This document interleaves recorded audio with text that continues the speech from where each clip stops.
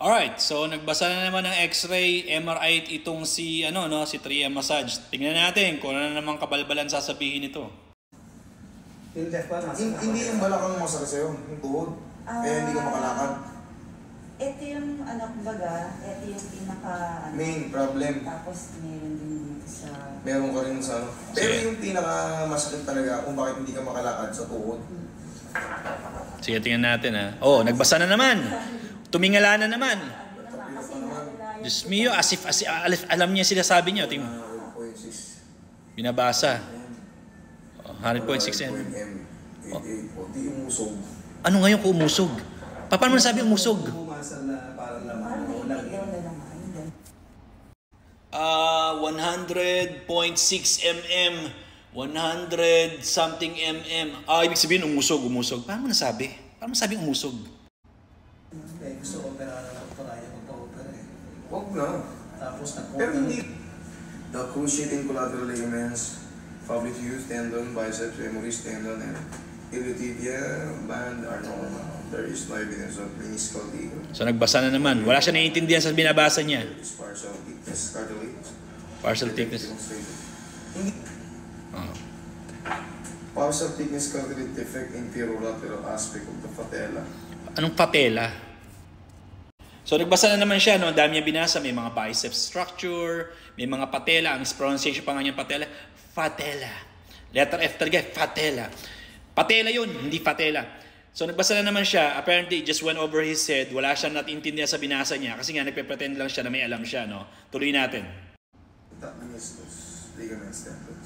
Intact lahat. Pero wala namang binanggit dito na may tumutubo.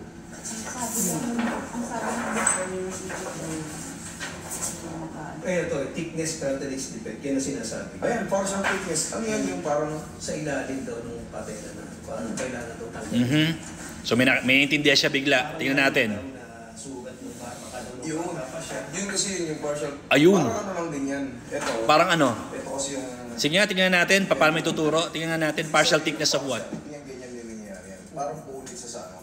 Punit saan? Pero hindi siya tumutubo na parang mga basic percies, mga ano. Ano? Walang ano? Baker Surtees? Ano? Ano daw? Mga basic percies, mga... Ano? Baker Surtees? Pero hindi siya tumutubo na parang mga basic percies, mga... Ano? So he's mentioning stuff na naman na pero hindi siya tumutuko gaya ng Baker Surtees. Anong Baker Surtees? Baker cyst! Baker as in parang panadero, baker. Cyst, yung cyst mismo, yung bumukol. Baker cyst, hindi Baker cyst. Guys, kaya gusto ko nire-review itong si 3M eh. Bakit? Kasi lahat ng video niya, may nakikita akong katarantaduhan sinasabi siya, no? Ang dami niyang pang-bullshit sa mga taong pumupunta sa kanya, no? Kasi nga wala siyang alam, wala namang education ito, wala namang pinag-aralan talaga to, kaya kung ano pinagsasabi. Kaya every video na nire-review ko sa kanya, may nakikita ako eh. Nakakatawa eh, kasi huling-huli yung pambubudol niya, tuloy natin. Yun kasi i-expect ko sa thickness ng ito. So, ang ni-expect daw niya, nagkalaman. Na makikita daw sa MRI na sasabihin, nagkalaman ito. Hindi sasabihin ng MRI yun, hindi mag-i-interpret ang radiologist kasi ang radiologist ay PRC licensed medical doctor na hindi magsasabi na nagkalaman ito. Siyempre sasabihin niya, partial thickness tear. Hindi niya sasabihin yung terminology mo na walang education na nagkalaman ito. Hindi niya sasabihin sa X-ray MRI yun. Kasi nga may pinag-aralan siya. So yung ine-expect mo versus yung reality of the situation sa mga nakapag-aral, magkaiba. Kasi nga wala kang pinag-aralan. Yeah, so titreat na niya, no? Tingnan natin bullshit na gagawin yung treatment. Straight lang. Ayan na naman. Kung pantay na naman yung paa, ganyan na naman siya. Same shit na naman. Medyo heavy with... Oh, nangangapa, pumipikit pa. Para may nakakapa siya. Natin, pero hindi siya masaktan. Hihulutin kasi nga wala siyang kayang gawin. Balik siya sa hilot. Kaya siya, yun hindi. Pero siyempre, kailangan baguhin mo yung posisyon ng buto, yung tibia, para hindi nagkakaroon ng penetration sa loob. Ha? Kasi pag palagi may penetration sa loob, may irita yung mga tendon, mga ligaments. Anong penetration? Ang labas, maga yung loob, kaya... Anong penetration pinagsasabi nito? Oh, may acting pa. Matanggal yung nakaganon. Kailangan na ibalik yung para yung nabibilat na mga ligaments sa loob. Ano?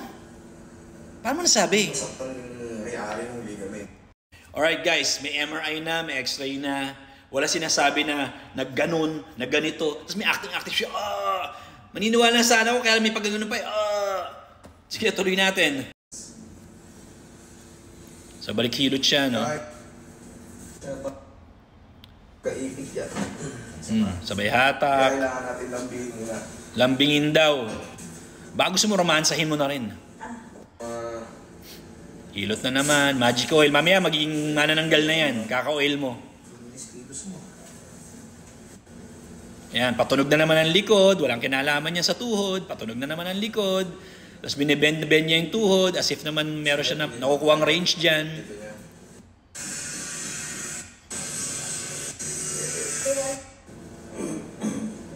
Natatakot ka. Natatakot ka dahil 6 months ka di sa sige ka. Medyo mahina ba? Medyo mahina pa. Wala ka makinorek eh. Sige ma'am, i-diretso niya gano'n. Ngayon, siguro kailangan pa natin ng strengthening. Anong strengthening? Kumbaga, ayan, medyo ano na siya yun. Mas maganda na kumpara. Bumili ka lang ng taho. Hindi na natin masakit eh. So ginagalaw-galaw niya. Siguro ma'am, kailangan lang natin ng strengthening guys. Hindi kailangan ng strengthening nung tao. Ang nangyari sa muscles niya, nag-deactivate, nag-turn off. Iba ang strengthening sa activation. Ang strengthening is, marami kang muscles, lahat gumagana, and yet mahina pa rin. Ang deactivation is, example, may 5 kang muscle, 2 lang gumagana. Natural mahina siya kasi hindi lahat nagtatrabaho. Magkaiba ang activation sa strengthening. So sinasabi nito, another bullshit na naman. Kaya mo na? Sure? So urugsog natin ha. Di ba, nakakapit ko sa wall po.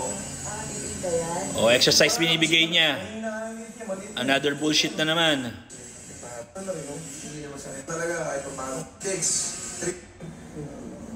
1 week. Back to Zumba lang pa ngayon.